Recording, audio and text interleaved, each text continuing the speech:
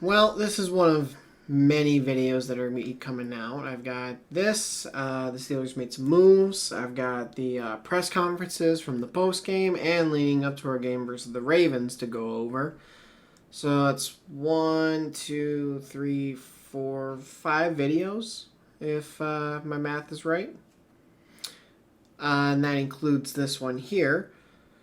And basically, I just posed the question: what do the Steelers look like without Tomlin?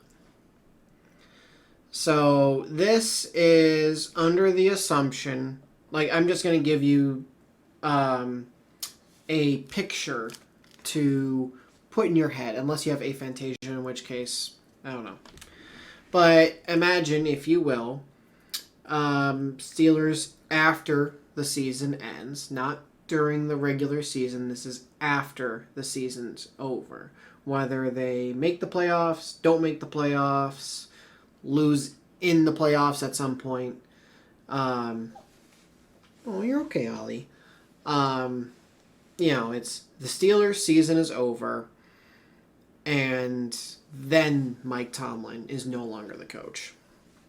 So I have a few questions and just notes that I would like to go over, right? So, is it a trade, or does he actually get fired? And I've seen everyone, it's fire Tomlin, fire Tomlin, fire Tomlin, and this was going on for years. But I've always said, I don't fire Mike Tomlin. I trade Mike Tomlin because I believe he is a head coach worthy of being able to be traded, right? And yes, head coaches can be traded. Sean Payton was technically traded from the Saints to the Broncos. John Gruden was traded to the Raiders, I think, from the Buccaneers years and years ago. Or it was Raiders to Bucks. It was something like that. But he got traded, right? So you have the possibility that he could be traded. If he is traded, what is he traded for? Is it a first round pick? Is it a day 2 pick, a day 3 pick? Now, if Mike Tomlin's worth a 6th round pick, which he's not, Sean Payton got traded for a first, so he's not worth a 6th. But let's say he gets traded for a 6th. At that point, maybe you do want to fire him, right? If you're only going to get a pick that late, then you could always fire him. I'm going to put you down so you can go play.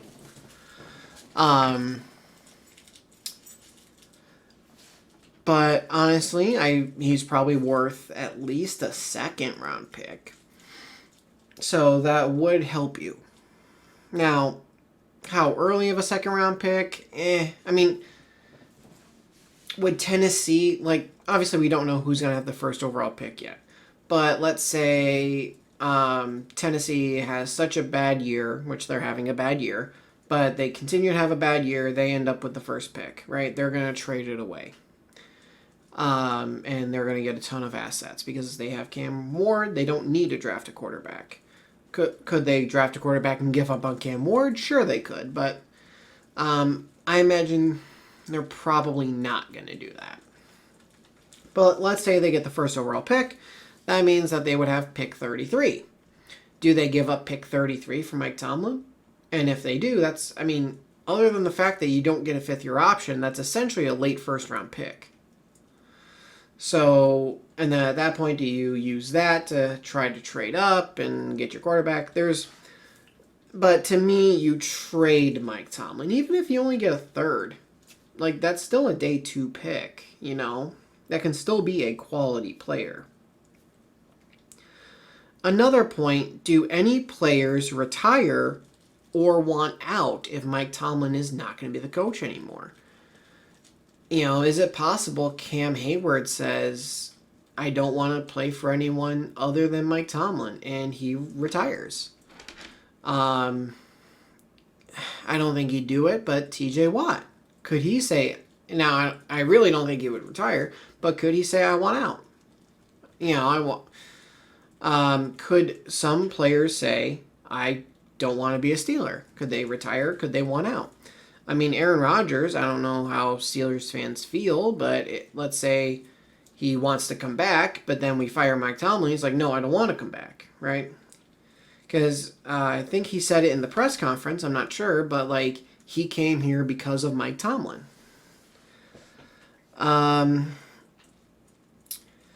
When you hire a new coach, are you going a more offensive-minded guy, or are you going to go a more defensive-minded guy? I think a lot of people say offensive. Okay. Do you pick the young hotshot coordinator, or do you go get someone with experience, right?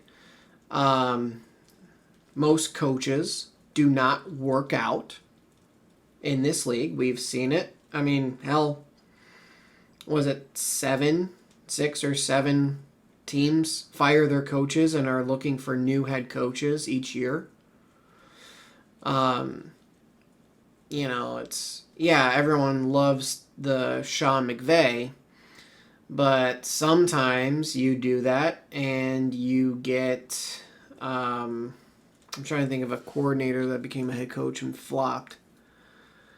Any Belichick disciple, Matt Patricia, he was defensive. Josh McDaniels, he's been a coordinator, then head coach, coordinator, then head coach, and it didn't work out either time as a head coach.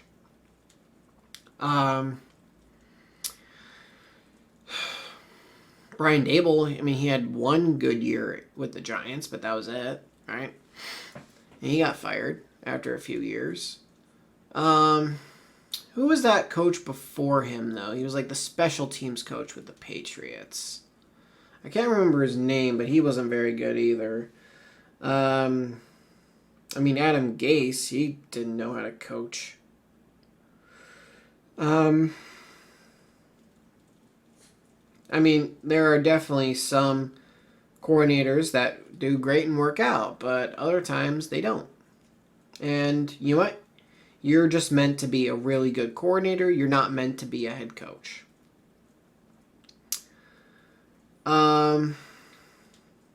What does it mean for the other coaches on the team, right? Typically, when someone gets hired, they want their own staff, right? So, buy Arthur Smith, which I think some people would be pretty okay with. Buy Terrell Austin, which 99.9% of Steelers fans would be happy with. The majority of Steelers fans would be happy with that one.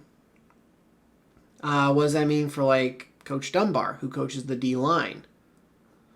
What does that mean for the secondary coach, the linebackers coach, the receivers coach, the quarterback coach? There's more than just coordinators. There's positional coaches as well. Do those guys lose their jobs? How far does it go down the chain? Does it go down to the strength and conditioning people? Now, I've never been one to want Tomlin fired in the past or traded, right? I've been pretty damn patient with how things have gone, because you look at how some coaches do with franchise quarterbacks, and they get Jack Diddley squat, and they have some success. I shouldn't say Jack Diddley squat. They have some success, right? You make it to the playoffs. Maybe you win a playoff game. Maybe you don't. And Mike Tomlin has been getting that same result without a franchise quarterback for the past few years. But if Mike Tomlin were to no longer be the head coach of the Pittsburgh Steelers, I would be very, very interested in how he does with a future team. Because, yes, everyone has if he got fired, if he got, whatever. If he's no longer the coach, he's got another job tomorrow. And a lot of Steelers fans I've seen, they said, bye. Okay, go. Let him. Right? Let him become that team's problem. But I would be very intrigued about how he does with a future team, right? Like Tennessee. I threw out Tennessee. Does he go to Tennessee, who has Cam Ward, and then all of a sudden, hey, hi, look what I did. And Tennessee's, going to the AFC Championship. Cam Ward's a MVP candidate or All-Pro candidate, going to the Pro Bowl. Right? Their defense is playing fantastic. The offense is humming on all cylinders. And then I guess some people could argue, well, it's not his players on the team. It's... Who was the head coach there? Brian Callahan, right? It's Callahan's players, just like it was Cowher's players. Which, that's not that great of an argument, seeing as how they are going to have the first overall pick quite possibly 2 years in a row. As time goes on, there will definitely be comparisons between Mike Tomlin and the Steelers. So it's Titans-Steelers, right? How they perform, record, anything. And it's going to be also, you're going to compare Tomlin to the team directly, and then you're going to compare the Steelers with Tomlin and the Steelers without Tomlin, and they're going to throw a bunch of different stats out there, and they're going to show what's better, what's worse. Are there any changes in the front office? As well. If Mike Tomlin's going to be out. What are the personnel changes? Okay, players are like, well, we don't want to retire, we don't want out, and you're trading people because you want your people, right? I have in here, what if nothing changes, or what if things get worse? So, we'll start off with nothing changes, right? Now, obviously, shit changes, right? It's the Steelers say, oh, they just do the same thing, they never change, they never do anything different. And this year was very different, right? Being aggressive, training for people, signing people, and they kind of went all out to try to compete. And where'd it get them? Right now we're sitting at 500. We were 4-1, now we're 6-6. So we're 2-5 in our last 7, right? Yeah, the math checks. We're 2-5 in our last 7. And let's say we go 9-8, or 10-7, whatever we end up going, right? Roughly 500. Or slightly better, slightly worse, whatever. We're roughly 500. Because you can't go 500. You could go 8-1, which is 500, but the ties aren't very likely. So, and Mike Tomlin's gone. We hire Coach X, right? And after 5 years, the Steelers are still hovering around 500, contend for the playoffs, but nothing else. Or if in 5 years the Steelers have 3 losing seasons out of the last 5 years, and everything's bleak and no one's happy, right? And then that new coach is getting fired because they're not performing well. So I guess what if nothing changes and what if things get worse? Then was Mike Tomlin really the problem? Or was someone else the problem, almost dragging Mike and the Steelers down as he was trying to lift? Is Mike dragging down or is someone dragging Mike down? That's the debate. Who's carrying who? Or whom? I don't even know how that goes as far as that. Will there be any regrets? So if that scenario happens where the Steelers get quite a bit worse And Mike Tomlin's hoisting a Lombardi in 5 years with X team that had a young franchise quarterback. Or maybe he drafts a young franchise quarterback, right? You never know. But, and in 5 years, he's hoisted a Lombardi. And the Steelers have done nothing. Is there a regret at some point? Maybe we should have stuck with Tomlin another year, maybe another 2 years. It's just, I know everyone thinks it's so easy. The fact that we had 3 head coaches in 55, 56 years. And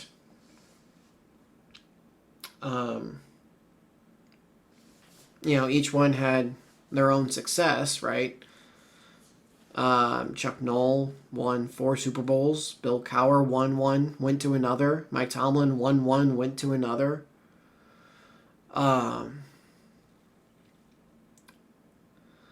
But are we just assuming things are gonna go well? And what if they don't? Now, if the guy we hire is the next Sean McVay, great. Or maybe is the next Vrabel, great. We see how he's turned around New England. Like, the coach we hire is the next great coach. Fantastic. Obviously, it was worth it. And, in 5 years, the Steelers are the ones hoisting a Lombardi, and Mike Tomlin has 3 losing seasons in 5 years. So obviously that's the best of both worlds, right? For some people, the best of both worlds might be the Steelers facing blank team in the Super Bowl and the Steelers beating them, and that team was coached by Mike Tomlin. So the Steelers beat Mike Tomlin in the Super Bowl, right? That might be some people's dream. Like, can't get any better than that. So, obviously, that's the scenario you want, is getting rid of Tomlin and having success. But if you get rid of Tomlin and you don't have success, was it worth it? It's just, don't automatically assume things are going to go well just because they went well before. That's all. As far as my thoughts, even though I've been really, really patient with Mike Tomlin lately, just acknowledging, over the past, really since Ben's elbow injury, 2019, Steelers, I think, started 0-2, ended up 8-3 over their next 11, and that put them at 8-5, and then they lost 3 straight to go 8-8 and missed the playoffs that year.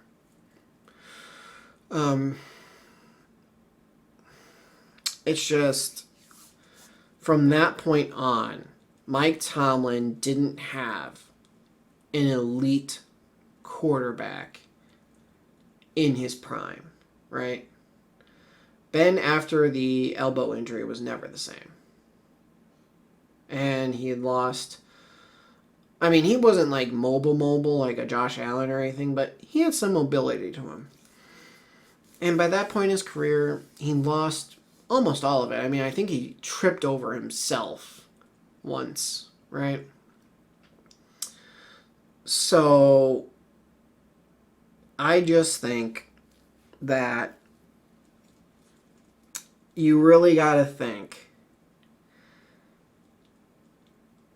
Don't automatically assume things are going to go well, right?